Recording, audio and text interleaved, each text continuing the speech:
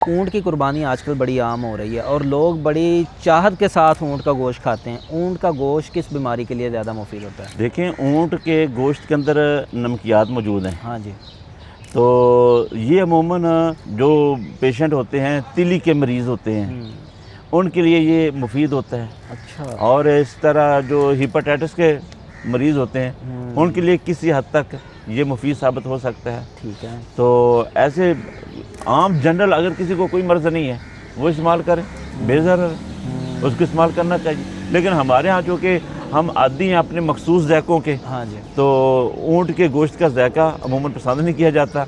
اگر ہنڈیا بن بھی جائے تو وہ اکثر و بیشتر گھر والے پسند بھی نہیں کرتے، عموماً ضائع ہوتا ہے۔ تو بہرحال یہ ہے کہ ہر شخص کو کھا سکتا ہے، لیکن بلڈ پریشر کے عموماً جو مریض ہیں یا شوگر پیشنٹس ہیں یا اس طرح کے جو کولیسٹرول کے یا یورک ایسڈ کے جو پیشنٹ ہیں، جی، تو ان کے لیے تو اوائڈ کرنا چاہیے، ٹھیک ان ہوگا، کو چھوٹا گوشت استعمال کرنا ان چاہیے۔ کو اونٹ کا گوشت نہیں استعمال کرنا چاہیے۔ بچے تو بہتر ہے، کیونکہ ان کی رجا جمع ہو جائیں گی اور رجا کی وجہ سے کوئی نہ کوئی عارضہ لاحق ہو سکتا ہے۔ ٹھیک ہو گیا۔